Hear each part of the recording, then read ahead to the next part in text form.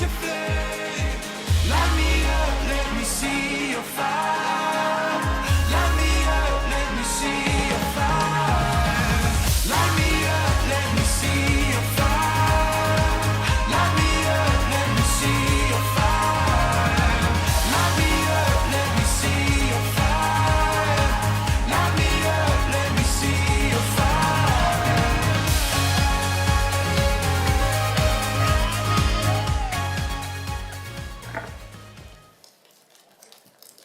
Good morning, Birmingham. Today is Tuesday, May 12th. The time is now 9:43 a.m. We call to order the regular meeting of the Birmingham City Council. This morning's invocation will be led by Minister Janetta Purdue, New Life Church of God, Graysville, Alabama, and our Pledge of Allegiance will be led by Councilor Pro Tem Tate. If you all please join and stand us, thank you. Stand and join us, thank you.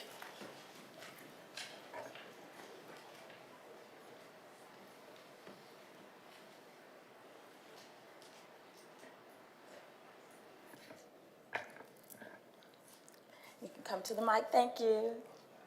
Good morning, everybody. Good morning. Amen. Let us pray. Dear Heavenly Father, we come on this morning, humble, thankful, and grateful. For this is the day that the Lord has made. We will rejoice and be glad in it. Lord, we pray that your spirit would come in this room and create in each person here a clean heart and right spirit as we work together for the good of those who have entrusted in us the responsibility to serve unselfishly the city with integrity, compassion, humility, and honesty. Come on in this room, Lord, and have your way, reminding us that we can't do nothing without you. Hallelujah. We can even pour bitter and sweet out of the same cistern. So let your wisdom, Lord, speak for us and through us. Hallelujah. As you saturate us from the crown of our heads to the sole of our feet, let gentleness, sincere effort to be respectful and patient, working together in the bond of peace and unity for the betterment of the city. Lord, increase our faith so that our trust is grounded in you and you alone. Defeat all our struggles and all of our enemies and fears today so that your will be done. Bless the mayor on this morning and continue to lead and guide him your way, Lord. Bless every member of the city council this morning, oh God, and continue to lead them and guide them in your way, oh Lord. Bless every staff person here today working in this building, dear God, and lead and guide them in your way. And it is in Jesus' name that we do pray. Amen. Amen. I pledge allegiance to the flag of the United States of America and to the republic for which it stands, one nation, under God, indivisible, with liberty and justice for all. Thank you very much, Minister Purdue, for that very inspirational prayer, and thank you, Councilor Tate, for leading us in the Pledge of Allegiance. Good morning, Mr. Clerk. Good morning. If you'll call the roll, please. Councilmember Gunn. Good morning. Good morning. Councilmember O'Quinn. Good morning. Good morning. Councilmember Smith. Good morning. Good morning. Councilmember Smitherman. Good morning. Good morning. Councilmember Vasa. Good morning. Councilmember Williams. Good morning. Good morning. Councilmember Woods. Good morning. Good morning. Council President Pro Tem Tate. Good morning. Good morning. Council President Alexander. Good morning. Thank you very much. Councilors, the minutes are not ready for the meetings of February 3rd, 2026 through May 5th, 2026. At this time, we'll have communications from Mayor Whitman, and I think he has no communications today. Thank you, Mayor Whitman. Good morning. At this time, councilors, I'd like to ask for unanimous consent that we divert from our agenda and we allow the following presentation. Councilor Darrell O'Quinn has a presentation to bring someone who is not new to us, but give us an opportunity to greet an old friend. Councilor O'Quinn. Thank you, Madam President. This morning we have with us the marvelous, amazing, enigmatic Max Rykov, who's going to tell us about the other foundation. So, Max, if you would. I was supposed to have Pony by Genuine as my walk-up music, but we couldn't get the rights to that, so if we can just sing it a cappella. Council, Mayor Woodfin, esteemed department heads, Council Administrator McDaniel, City Clerk Frazier. It's good to be back in these hallowed chambers. Thanks for the opportunity to talk about the Other Foundation. The Other Foundation is a way to get funding in the hands of Birminghamians who are trying to make their neighborhoods, their communities a better place. So I'll give you some background. From 2017 through 2020, I ran something called the Awesome Foundation. It was a local chapter of something that exists around the world. They're giving circles where 10 people give $100 a month and give micro grants to community projects.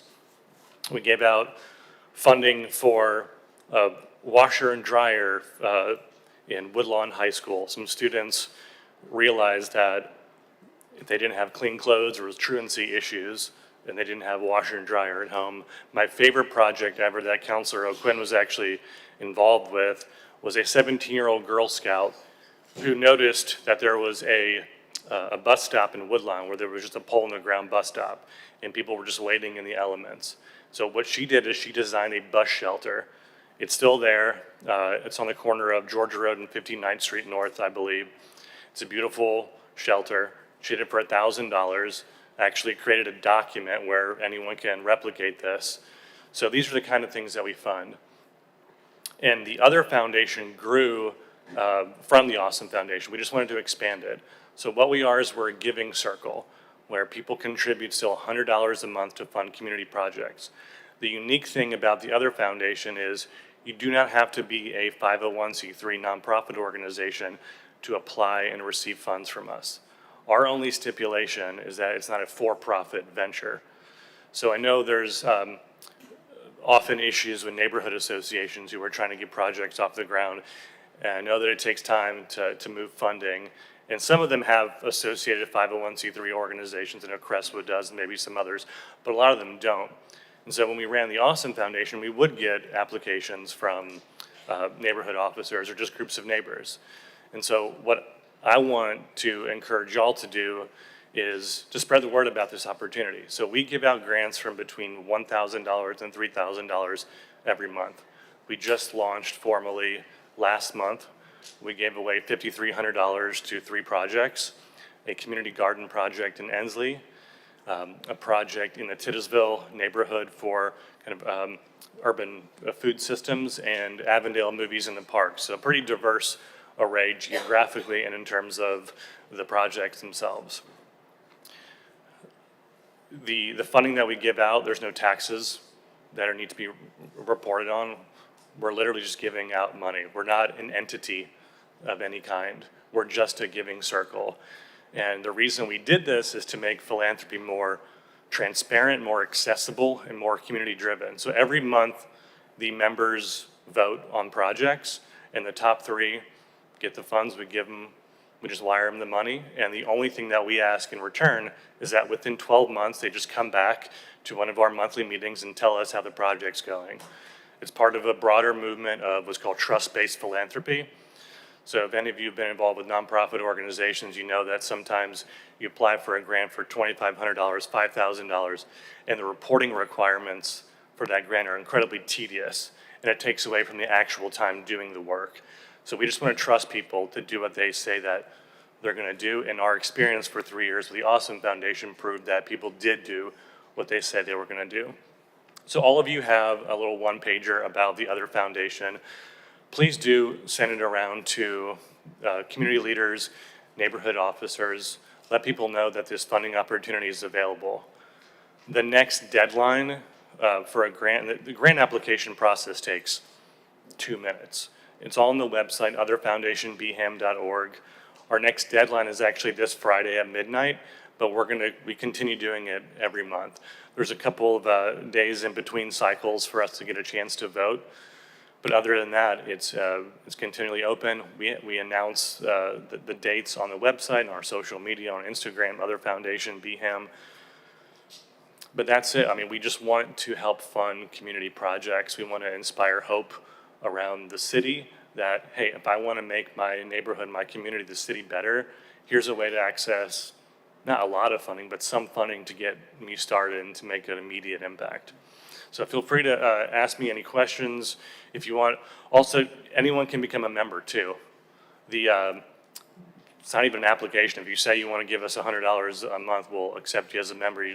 Same website, otherfoundationbham.org. Counselor Woods, I see you wear these fancy suits all the time. I know you got the money, so I expect you to become a member. Yeah, feel free to ask me any questions, whether now or afterwards. I'll email y'all this one pager as well, so you can disseminate it. But yeah, thanks for the opportunity. Good to see you, Max. It's good to know that you are revolutionizing the space of giving in the same way you revolutionized the space of freelance quarterbacking. And so good to have you here in Birmingham making an impact. Thank you very much. And if the Birmingham Stallions need another quarterback, I am America's only freelance quarterback. I do football games, but also like weddings, bar mitzvahs, things like that. Cool. Max, so if folks want to sign up to be a member, you said they can do that on the website. Can they also set up a automatic monthly deduction or bank withdrawal?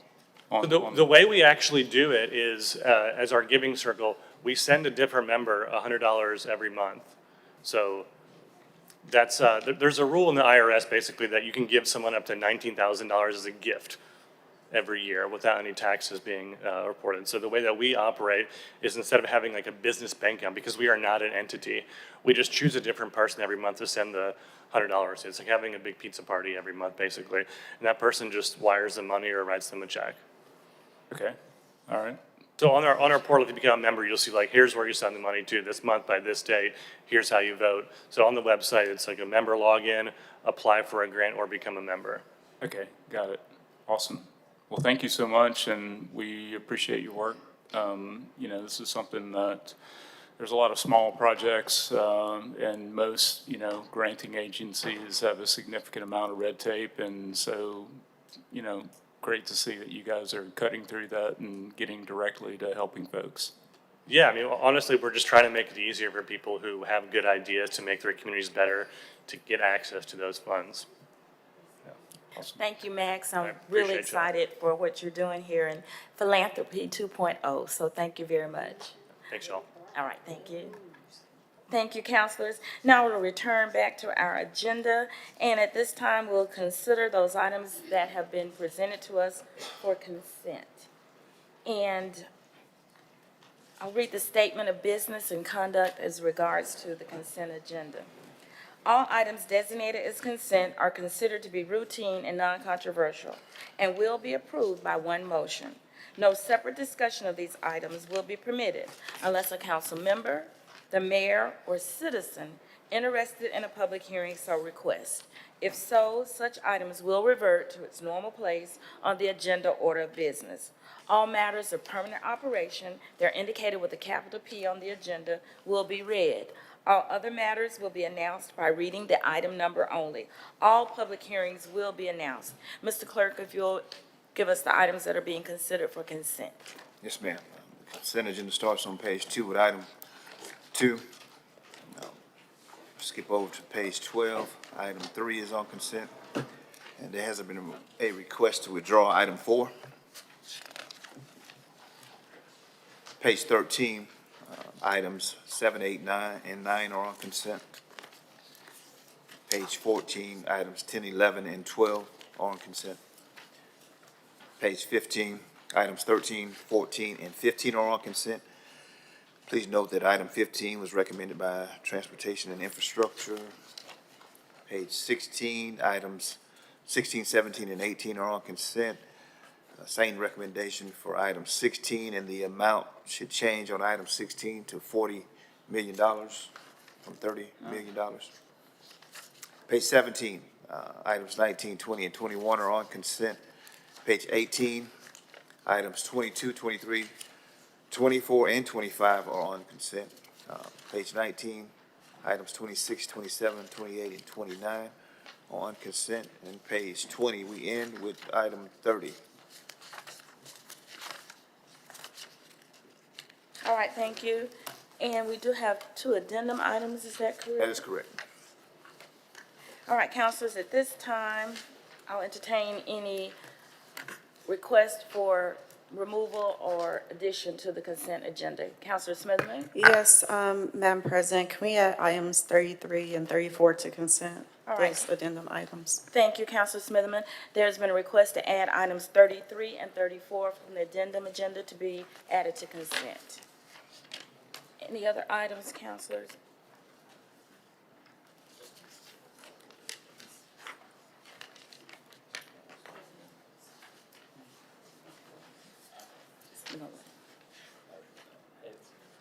Yes, Counselor Williams? That's item 16 on page. The request has been to remove item 16 on page 16 from consent by Counselor Williams.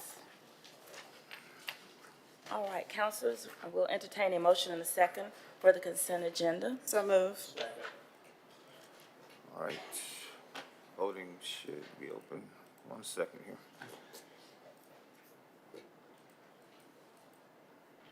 All right, should be open now.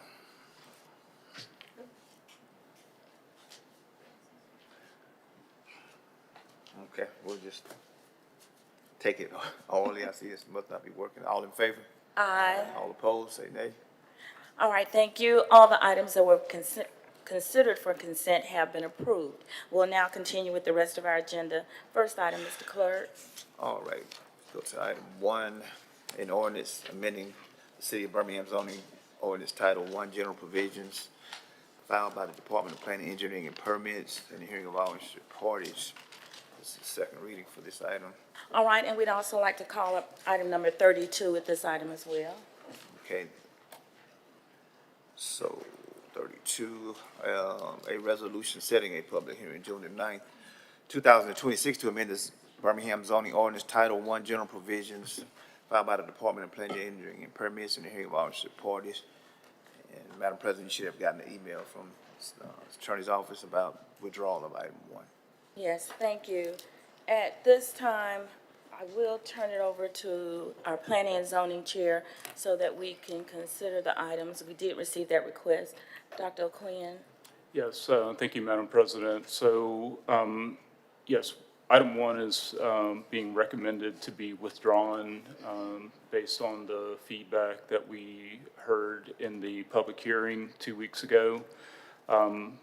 There are, got a lot of feedback about making amendments to the ordinance.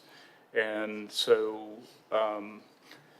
in essence, it's not necessary for us to consider item 1 because that's the unamended version of the ordinance.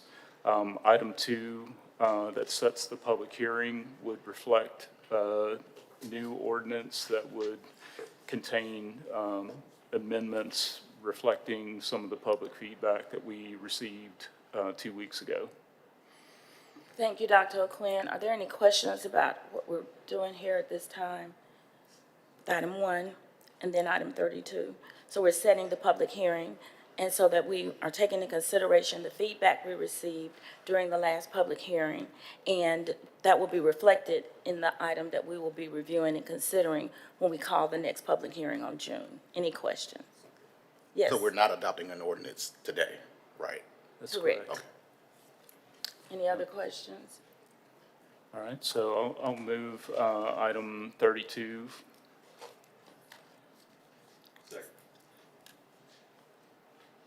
All right, thank you. Councilors, this is a resolution setting a public hearing for June 9th, 2026, to consider the revision or amendment of the Birmingham zoning ordinance. Any questions regarding setting this date? I guess we need a first and a second. We did. We did have that. Any questions about setting this public hearing date? All right, thank you. We're ready for the vote. All right. Did it open up? Actually, did it open? Did it show? Okay, it's still not showing. Okay, all in favor, let it be known by saying aye. Aye. All opposed, say nay. Thank you. That item passes. I do want to acknowledge that we have our Ox Valley Neighborhood President, Mrs. Green. I want to thank you, Mrs. Green, for your presence today, and want to thank you and the residents that spoke up and gave us this information that we'll be considering during this next review of the ordinance. So much thanks to you and your, all the residents that came out and provided that input. Thank you very much. All right, thank you. Next item, please. Item 4 is withdrawn, so next should be item 5. An ordinance to amend Part 3, Appendix A, Article 1 of the General Code of the City of Birmingham as adopted by Ordinance 97-183 as amended by NAICS 551 Schedules 14A and 14B. This is first reading, so we need UC to consider today. We need someone to move for UC. I move for UC. Councilmember Gunn. Councilmember O'Quinn. Councilmember Smith. Aye. Councilmember Smitherman. Aye. Councilmember Vasa. Councilmember Williams. Councilmember Woods is absent. Council Pro Tem Tate. Council President Alexander. Aye. Item, motion on the item, please. Second. Item is before you. All right, thank you. This is an ordinance to amend Part 3 of a General Code of the City of Birmingham. Mayor, if we could have, do we have anyone from staff that could just talk to us about these changes?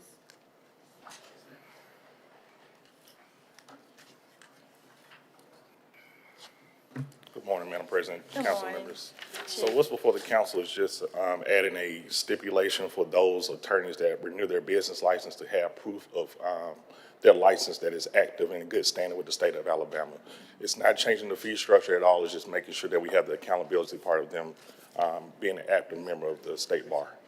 Okay. And the rationale for this is just to ensure that we have licensed individuals that are drawing these. That's correct. It's no different than making sure our contractors have license or insurance policy for doing contractual work in the city of Birmingham. Councilors, any other questions regarding this item? Yes, Councilor Williams. So, what committees did this go through? It went through Budget and Finance yesterday. Okay. Have we had what's the issue? Have we had an issue with this? It's no issue. We just want to make sure that we're granting business license to those who have active licenses. So, help me walk through that. If it's an unlicensed attorney, They would not get a business license. or they're not, if it's an unlicensed attorney, they couldn't practice law anyway. Correct. So what is the reason why we would have extra red tape? So here's my problem with this, is about 1 million times a month, I hear about problems with business licenses. The red tape attached to it, getting them with business licenses, everything from business licenses to any kind of permitting that's done in this building. And I am very hesitant to understand why we need to add more red tape to something. If they can't practice law anyway, and they want to get a business license for practicing law, but they can't, and they just want to spend their money that way, then, okay. I don't think that there's been a problem that I know of on this, and I am hesitant to be supportive of anything where there is just additional red tape, because if you talk to any business, or you go to, like, every time I go to Rotary, it's the one thing that's said to me every single time about how hard it is to get a business license. So why, if there's no problem, why are we adding extra red tape for these individuals? Well, I think the requirement is just to make sure they're active to But that's not up practice. to us to I don't think police. it's a red tape issue. It's no different than making sure somebody has a valid driver license to drive. Okay, so we're taking on additional policing powers of who's going to be practicing law. I think that answers my question. Thank you. Mayor Wimber, do you have a comment? I do want to say that we did take this item up during Budget and Finance yesterday.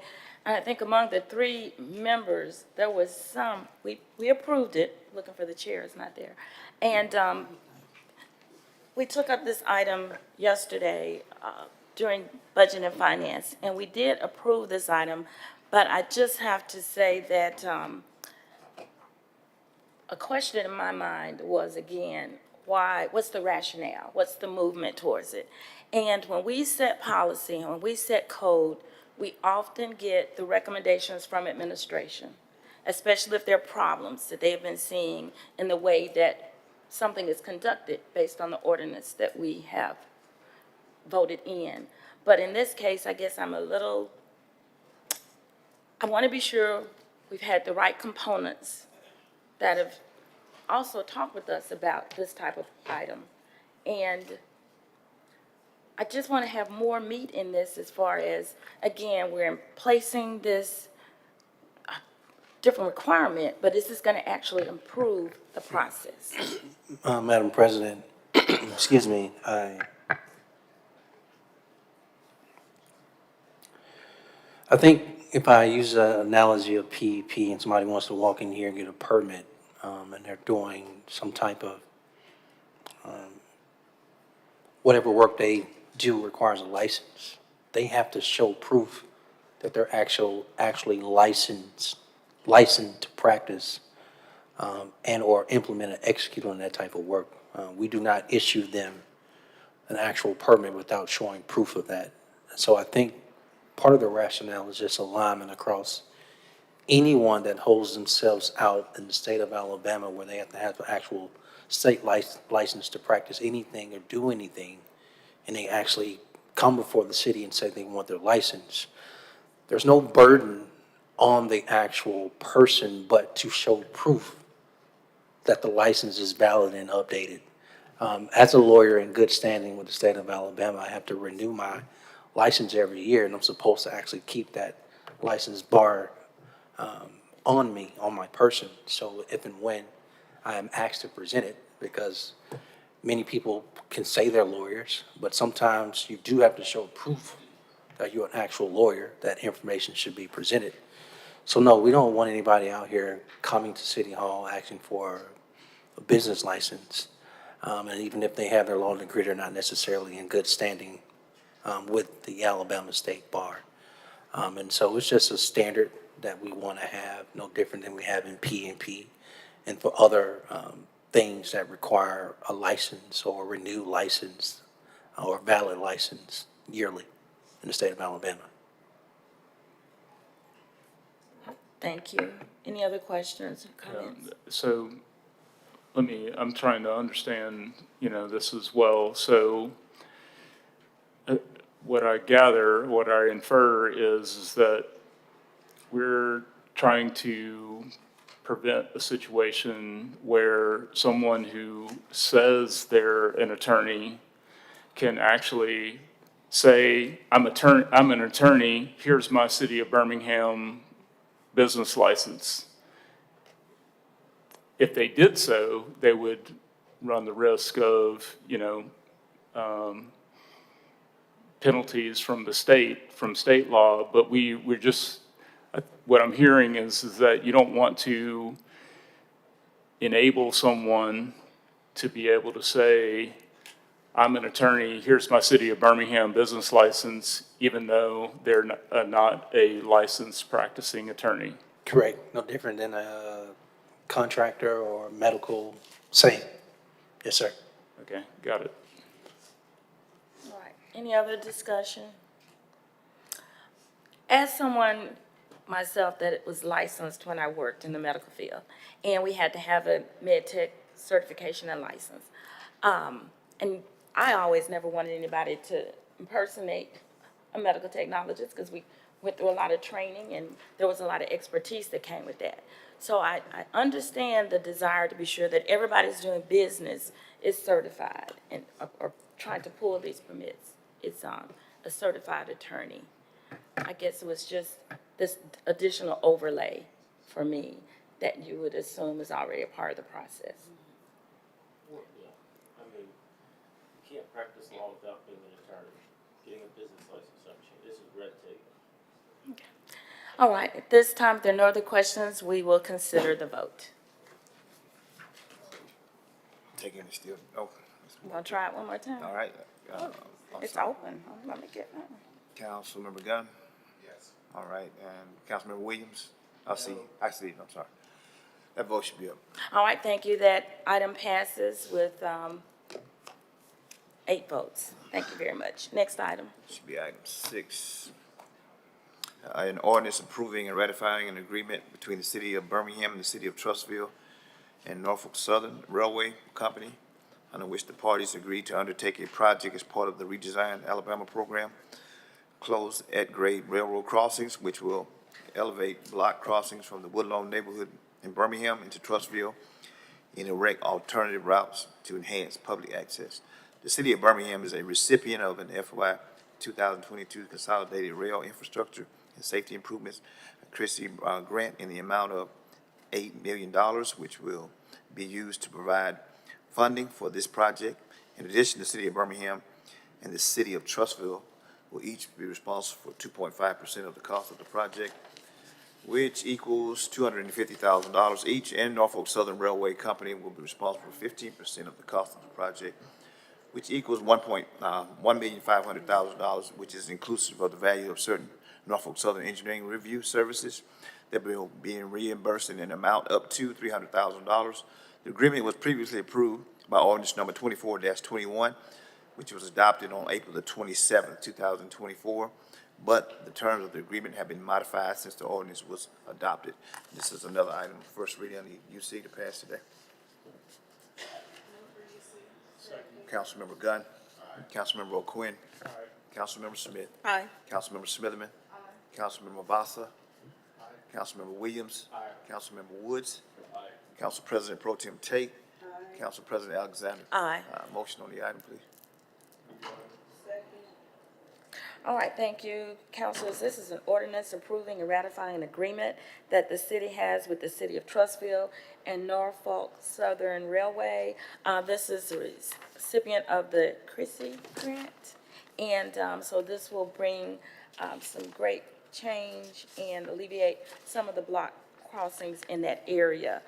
Councilors, do you need a review of this item before we consider it? It's being amended now too, because we had to modify some of those agreements. Do you need any other discussion? I would like to acknowledge Dr. O'Quinn and the work he did as Department of Transportation, I'm making you Department of Transportation, as the chair of the Transportation and Infrastructure Committee. And this has been something he's been very focused on. And so, Dr. O'Quinn, I'm just going to allow you to give a review here of what's happening. Sure. So this has been like a oil tanker moving through the ocean, because we received the grant actually in 2022. Yes. And here we are 4 years later, with still talking about getting to an agreement. But in just a snapshot, this would address the train blockage issues on the eastern side of Birmingham, primarily in the Woodlawn, North Crestwood, Oak Ridge Park neighborhood, and in the city of Trussville, where trains stand on the tracks waiting to go into or out of Norris Yard in Irondale. It's been a long-standing problem. It's been a very serious problem for the Harris Homes community in Oak Ridge Park. This project ultimately would be the design and engineering for grade separations that would eliminate the actual crossing and create underpasses on the Birmingham side and a bridge on the Trussville side. So that's what we hope to accomplish. This is not the actual construction of those things. This is just the design and engineering for those projects to make them shovel-ready. Very good. We're very excited once we vote this action in.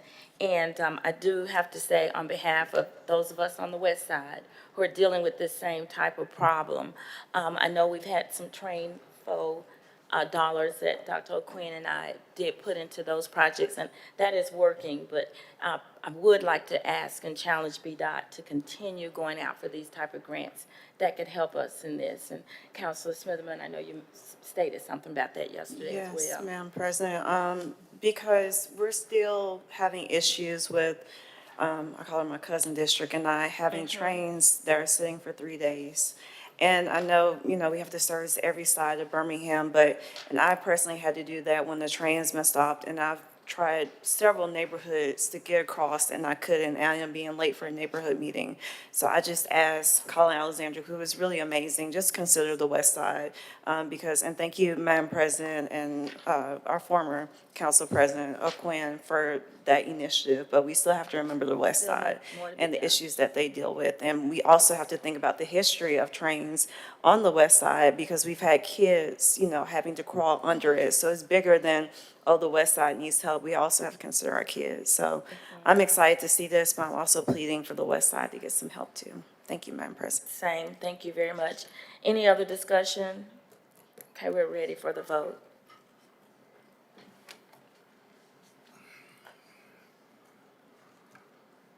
Councilmember Williams, thank you. Council President Alexander. Aye.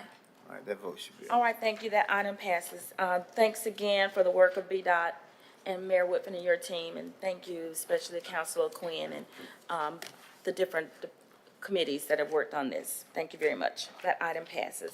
Next item. Should be item 16, a resolution authorizing the mayor to apply for, submit, and accept all grant funds for the FY 2026 Port Infrastructure Development Program grant. The grant opportunity is provided by the United States Department of Transportation Maritime Administration. The grant will be used for the purpose of improving the safety, efficiency, or reliability of the movement of goods through ports and intermodal connections to ports in an amount up to, and it should be changed to $40 million. Match will be covered by Waco. All right, thank you. This item was removed from consent by Councilor Williams. Councilor Williams. Yeah, I just wanted to bring attention to this item because it is such a big deal. Most people do not know that Birmingham has an inland port. And to get the federal government support, and then having Watco, which is our partner, do the match for the city is such a huge, an absolute huge win. So, Mayor, thank you, your administration for this. This is, I think, since I've been on this council, we've gone back and forth with the port over so many different things and tried to get funding over and over again, and we have never been as successful. I remember the first week I got on the council going out to that port, but this is such a huge win, and just want to thank the administration and the federal government, and our Senate partners for getting this for us. Yes, thank you, Councilor Williams, for bringing this out of consent so that we could have the public to be aware. This is a very big win for the Port Authority in District 9. And I, like you, Councilor Williams, I do remember one of our first road trips when the three of us became part of the council, and we went out there. I lived in Birmingham all my life and had never known that that was there. And so it's something else out there. So this is greatly needed, and it will be a great economic development boom for the city, being able to put that as a part of supply chain and getting items moved back and forth. So we're ready for the vote. Yeah. That vote should be up. All right. Thank you very much, councilors. That item passes. Next item. Should be item 31. A resolution pursuant to section 3.15 of the Mayor Council Act of 1955 to recall from the Mayor Ordinance number 26-50, which would have amended the Kelvin Felder Ordinance in Article C of Chapter 10, Title 12 of the General Code of the City of Birmingham before Ordinance number 26-50 has become a law or has been acted on by him. All right, councilors, do we have a motion and a second as we consider rescinding this item? Second. All right, thank you. Councilors, what is before us is a resolution to recall action that we took last week where we amended the Kelvin Felder ordinance in Article C of Chapter 10. And the desire at this time is to recall that item and to allow us to take in consideration, just wanted to be sure we have community input, we have the working with BPD, the Public Safety Committee, the Office of the City Attorney, and also to get that public comment as we go through this item. This item has come back before us.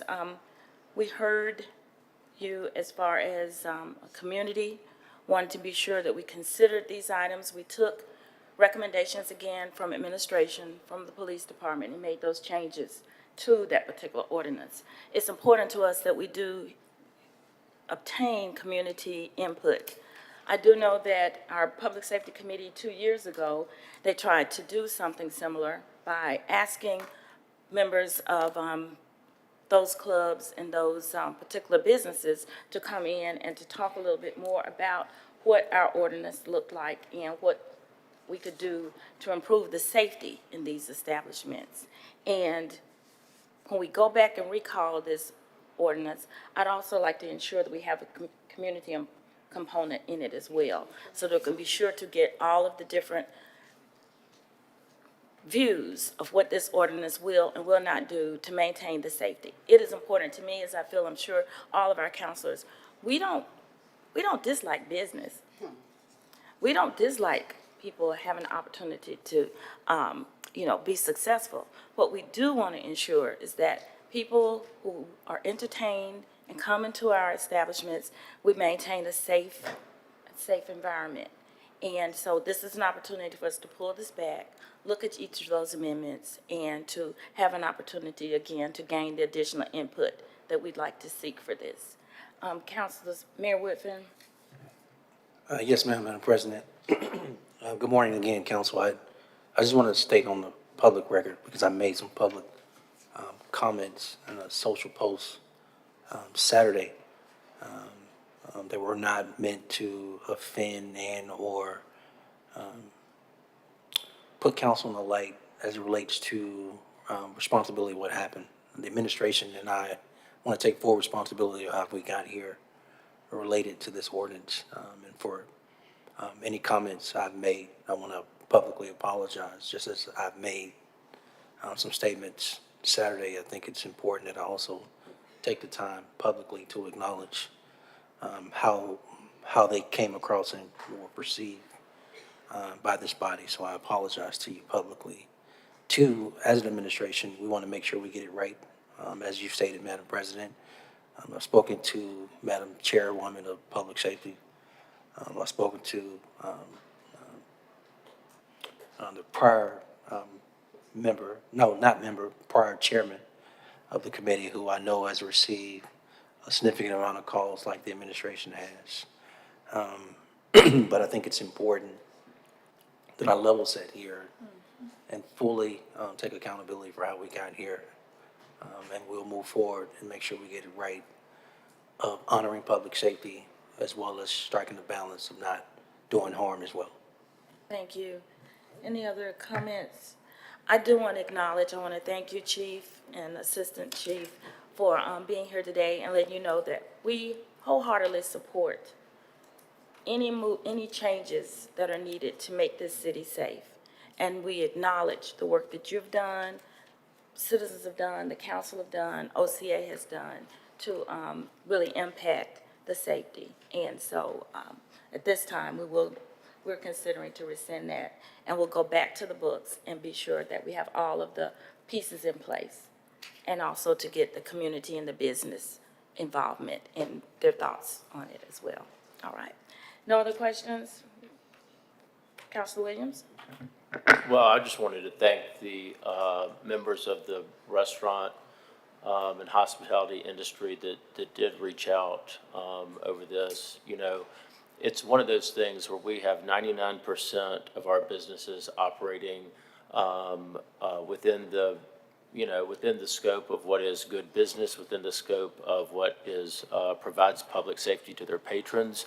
and they are the best part of the city of Birmingham. Unfortunately, there's always that 1% that strays away from what the 99% are doing, and that 1% causes trouble for the 99%, and it causes trouble in public safety issues, not only for the city and the police department, but one of the biggest strengths that we have in this city is our restaurant and hospitality scene, especially from an economic development perspective. And so I appreciate all of the owners that reached out, and I think that there is definitely a balance that this council administration as a team, would be willing to strike with owner-operators, and trying to find a way that we can make sure that that 1% is held accountable, and we don't have, tragedy, shootings, assaults, whatever, as a result of operations from that 1%. So I think that this team is very committed to that. Thank you. Councilor Pro Tem. Thank you, Madam President. I also want to echo everything that you guys have said. As you said, a couple of years ago, a letter went out, but this is what I want to say, to the people that own these establishments. If your address is not correct or you receive your mail through a P.O. box, kindly update your information with tax and license. I also want to acknowledge Chief Pickett, who's here today, and I cannot go without saying the Business Compliance Unit. Detective Fikes, Detective Langford, Campbell, those guys work extremely hard, to make sure that people are complying. So, we, as you guys stated, we reached out and, some people showed up and some people didn't. So we're going to try this again. Thank you. We're ready for the vote.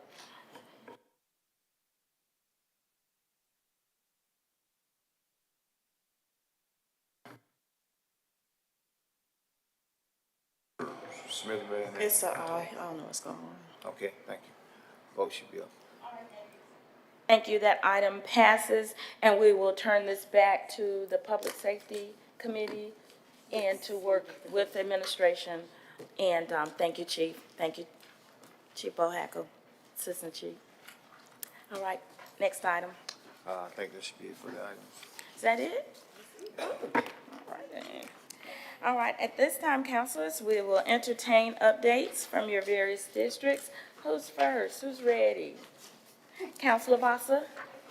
Thank you, Madam President. Quick couple of updates. We had two wonderful events last week. We had coffee and conversation at O. Henry's Coffee in Highland Park. It was a great opportunity to meet residents and have some good quality conversations. So thanks for everyone for showing up. We will have another one soon. This past Saturday at Bessie Estelle Park was the Wildflower Alliance's Buddy Big Top Carnival. A wonderful event, lots of adults, children, people of all ages, and the focus was on accessibility with our all-inclusive playground in Bessie Estelle. So wonderful event. Special thanks to Parks and Rec for their participation and for the Wildflower Alliance for putting on the event. This Saturday is the Birmingham Folk Fest at Avondale Park. Very excited about that. That's Saturday, May 16th, 11 a.m. to 7 p.m. at Avondale Park. Lots of music, family activities, et cetera. Look forward to seeing everyone there. And then lastly, we have a new D3 email. It's district3@birminghamal.gov. You don't have to remember our names anymore. So district3@birminghamal.gov. Feel free to continue letting us know how you feel. And then upcoming neighborhood association meetings, East Avondale is tonight, 6 p.m. And Highland Park is tonight, 6 p.m. at the Rojo Sideburn. That concludes my announcements. Thank you. Thank you. Councilor Smitherman? Thank you, Madam President. As far as neighborhood meetings, the South Titusville neighborhood will meet today at 5:30 p.m. at Holy Family. And then Arlington West End will also meet today at 6 p.m. at the West End Library. Mary's Chair Aerobics will be held on Thursday, May 14th at 10 a.m. and bingo will start at 11 a.m. at the West End Library. And then I get, the Titusville Planning Day Committee, they're having an event this Saturday from 10 to 1 at Memorial Park. Jordan Crawford, with the founder of Greedy House, will be there. Join the fun with free food community, and it's a luau, so island vibes. But they're really just gathering community support for next year's Titusville Day as well. And then we had a good event this past Saturday where Girls Speak Up and Speak Out. It was really good. Thank you to everyone involved. Thank you, Madam President. Thank you so much. Counselor Williams? Thank you. Roebuck Springs will be meeting Thursday, May the 14th at 7 o'clock at the regular spot, New Beginning Church. And Economic Development Tourism Committee will be meeting the 19th at 11:30 in the chambers. If you'll have all your submissions to india.bailey@birminghamal.gov by Thursday, the 14th. Thank you. Thank you. Counselor O'Quinn? Thank you, Madam President. We have some neighborhood associations this week, meetings this week in District 5, East Avondale. We'll meet tonight via conference call at 6 p.m. Please contact my office if you need that call-in information. Smithfield will meet on Thursday at 6 p.m. at the Smithfield Court Community Center. And then Southeast Lake will meet on Monday at 6 p.m. at East Lake UMC. Want to just follow up on Councilor Voss's announcement about the Birmingham Folk Festival. So this event started in Avondale Park a few years ago and has really grown. And I'm just looking over the lineup. There's lots of different things. It's not just music. There's other activities going on, but just a lot of diversity in the music as well. Everything from sacred harp to zydeco. The Carlton Reese Memorial Choir is going to be performing, and just a lot of other things happening. So it's going to be a great event. Unfortunately, I'm going to be out of town. I'm going to miss it, but really encourage everyone to go check it out. It's a free event. So again, that's Saturday, May 16th from 10 a.m. and I think it runs till 6 or, actually, let's see, it runs till 8, from 10 a.m. to 8 p.m. In Avondale Park with the bands performing on the amphitheater stage. Just want to remind folks that Jones Valley Teaching Farm has camps for kids, and you can find out about those at www.jvtf.org. Also want to remind folks to weigh in on the future of Birmingham's multimodal transportation plan, and you can go and participate in that at birminghamal.gov/GoBHM. And that concludes my announcements. Thank you. Counselor Woods? Thank you, Madam President. The Killow Springs Neighborhood Association meets tonight, May 12th at 6 p.m. That meeting is at Smith Middle School. I encourage all the residents to continue to stay engaged. Also want to thank our House Proud partners for working with us last Friday for another day of service out in District 1.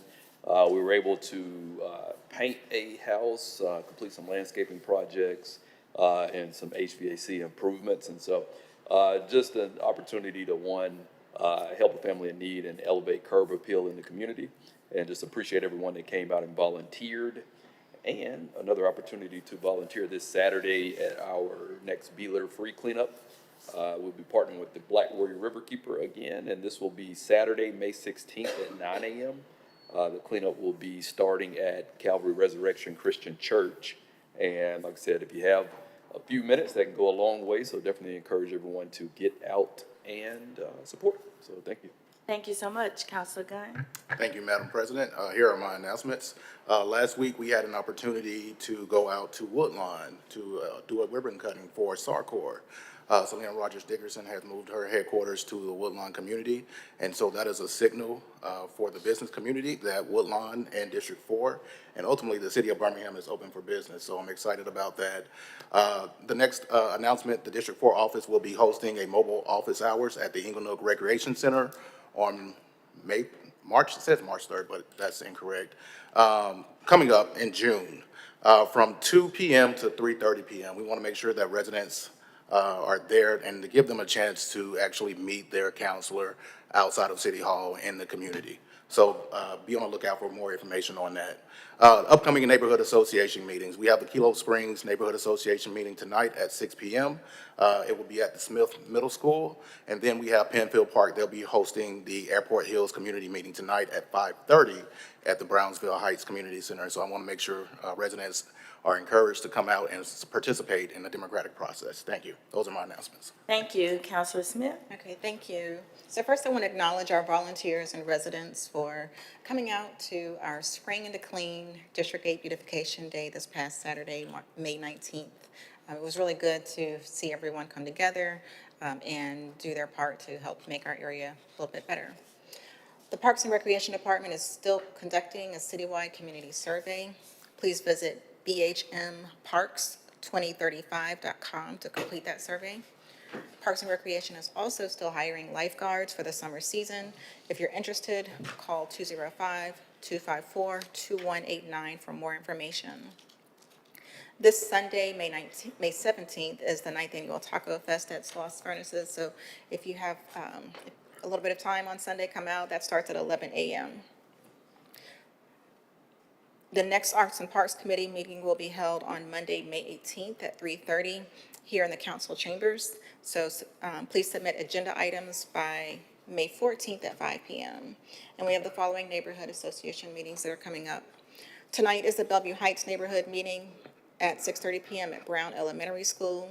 Tomorrow is the Tuxedo Heights neighborhood meeting at 4:30 p.m. at the Pratt City Library. And on Thursday, May 14th, is the Central Park Neighborhood Association meeting at 6 p.m. at the Five Points West Branch Library. Thank you. Thank you very much. Madam Pro Tem? Thank you, Madam President. North Pratt Neighborhood Meeting will be held tonight at 5 p.m. at the Pratt City Library. Sandusky Neighborhood Meeting will be held tonight at 6 p.m. They meet on conference call. You can dial in by calling 319-527-9642. Oak Ridge Neighborhood Meeting will be held on Thursday, May the 14th at 4 p.m. and they also meet on conference call. You can dial in at 952-206-4918. Pass code is 223418. Hooper City Neighborhood Meeting will be held Thursday, May the 14th at 6 p.m. at the Hooper City Rec Center. And the next public safety meeting will be held today at 1 p.m. in this council chambers. Thank you, Madam President. Thank you very much. These are the announcements for District 7. We do have the following neighborhood association meetings in the district this evening. East Brownsville neighborhood will meet at 5 p.m. via conference call. The Powderly Neighborhood Association will meet at 5:30 at the Henry Crumpton Rec Center. And the Riley Trevalick Neighborhood Association will meet at 6 p.m. at Noble Chapel. And I believe the Gracilla neighborhood that was scheduled for yesterday is rescheduled for today. Also occurring in the district, we know that we are a week away from elections, and so the Greater Shiloh Baptist Church, they're having a meet and greet the candidates event this evening at 6 p.m. at Greater Shiloh Missionary Baptist Church, and it's entitled Black Men Vote 2026. So I encourage everyone to attend. We know the importance of voting that is upon us now and has always been. On Thursday, May 14th, the West Brownsville Neighborhood Association meets at 11 a.m. via conference call, and the Roosevelt City Neighborhood Association meets at 5:30 at the Roosevelt Rec Center. The Winona High School celebratory parade has been rescheduled. They had to postpone due to rain, so it will be held on Friday morning.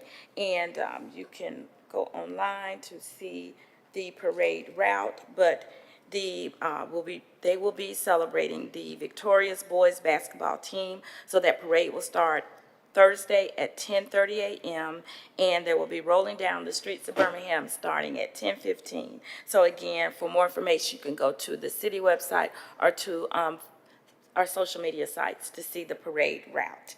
And on Friday, May 15th, the Garden Highlands Neighborhood Association will meet at 4 p.m. at Mount Hilliard Baptist Church.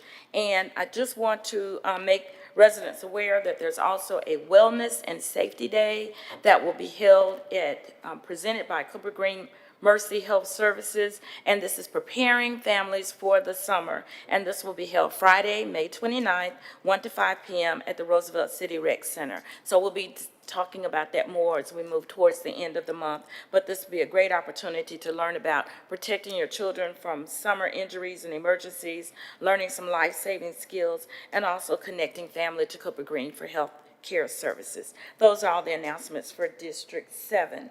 At this time, Mr. Clerk will entertain the community voices. Michael, Mr. Huston.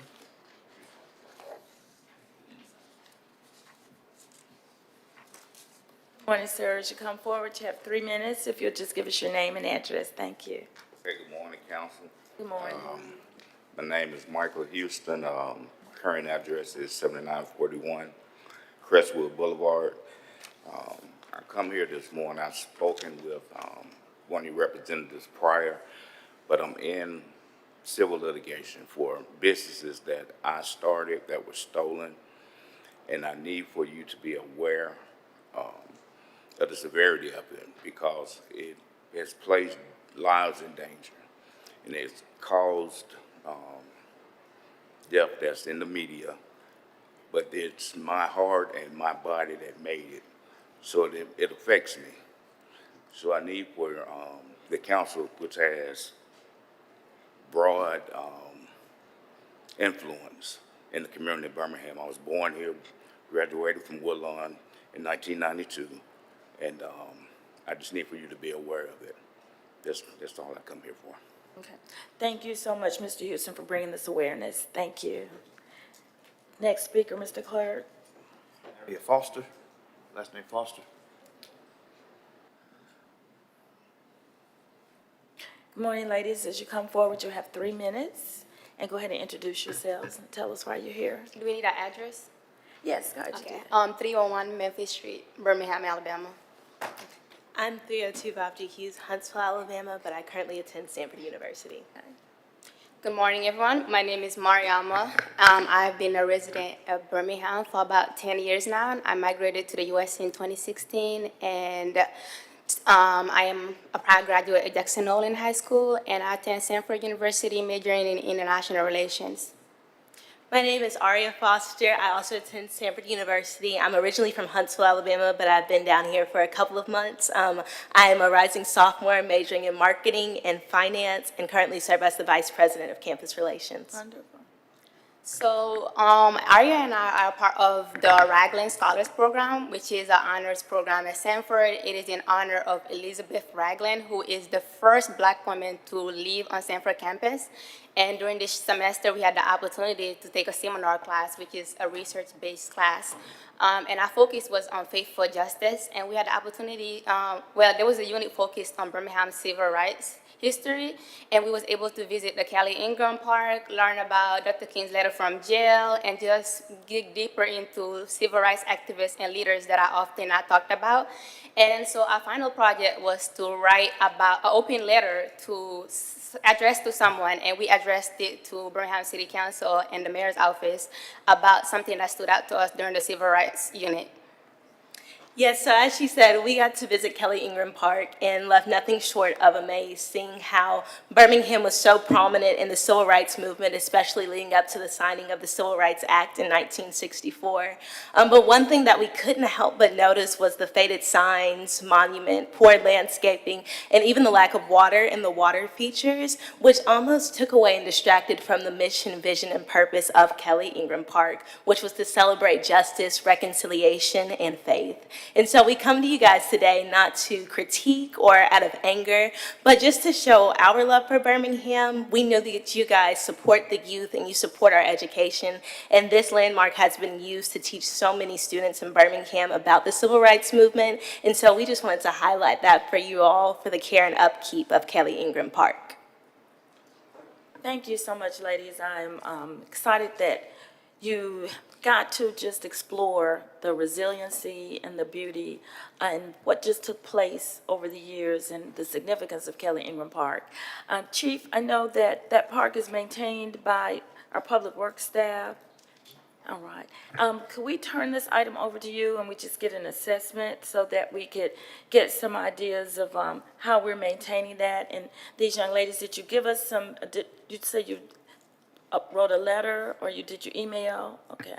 And did we get that over to the administration's office? Let's be sure that we get that over there to them, and then Chief will come back and we'll ask you just to give us a report and let us know the maintenance of that and what items that might need to be addressed. Yes, ma'am. Thank you.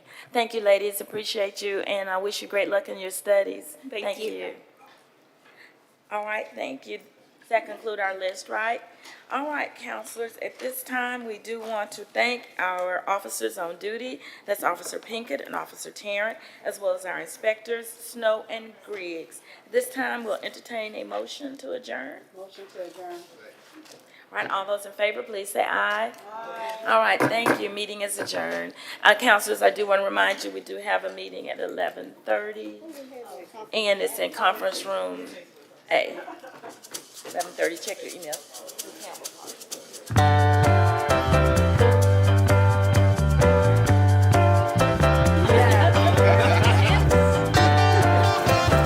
I'm so thankful to have you all here on this bright, rainy, cloudy, overcast day, and taking time out of your schedule to come out and make Norwood clean. We really appreciate it. You're not only doing a service for the city of Birmingham, but you're also protecting the environment. We had a little discussion of a competition if we want to do that. Friendly competition between groups, because at the end we will gather all the trash back here and weigh everything, which is pretty fun. We are in the beautiful Norwood neighborhood, and we are out cleaning up today. It's important for residents of the city of Birmingham, particularly in District 4 and in Norwood, to take pride in where we reside. So we have volunteers from the Black Warrior Riverkeeper, SHIP, and other entities out today making sure that Norwood stays clean, and not only that we protect our environment, but we protect the future of our community. So we're so thankful that we have residents out here today and neighbors from all over the city of Birmingham helping us to keep Norwood clean. So we'll be planning a cleanup day once a month in various neighborhoods throughout District 4, so stay tuned. Be on the lookout on our social media channels for the next upcoming cleanup. So we'll make sure that we come to your neighborhood. If you want us to come to your neighborhood for a cleanup day, let us know, chime in, and make comments.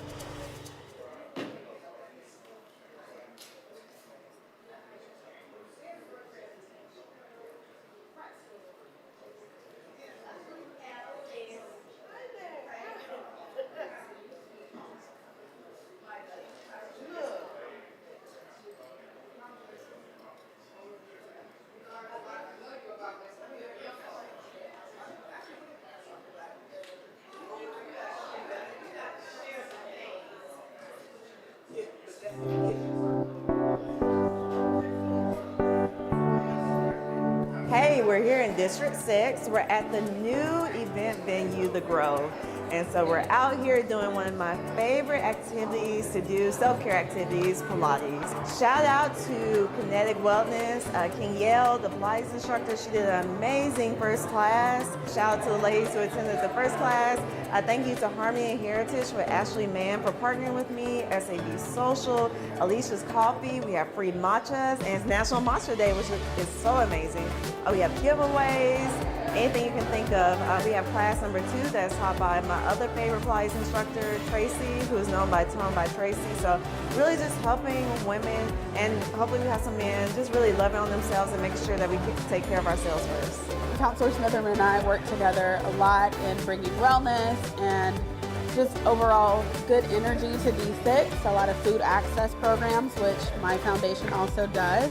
So today we just wanted to bring a little bit of matcha and Pilates in celebration of Matcha Day, which is today, and to bring wellness to D6 and different types of ways of moving your body and keeping healthy and stress-free. I just want everyone to know that wellness is generational. You're not just moving for yourself today, you're moving for your friends and family for life. This is a space just for you to kind of just relax, let go of everything, and enjoy it. We really have a hyper focus on District 6 and bringing all those collective resources together so we can see impact for this community. So I think a lot of times, not just myself, but others, life moves so fast and we're always moving and we literally only stop and take a breath really when we wake up and when we go to sleep. And Pilates allows you to just be centered in the moment, finding peace, being in tune with your body, because I think a lot of times we're not very in tune to our body. Just having just a very low impact workout where you can strengthen and work on flexibility. I love it. I've seen improvements in my body and even at the gym weightlifting. So I just love bringing these wellness events to just my people. So we're going to have another reschedule because we're supposed to have a second Pilates event. It'll be sometime in June. Also, we're going to do it at the Farmers Market de Pilates on August 8th. So we have a lot of wellness events, educational events, and just things we're doing in District 6. So stay tuned.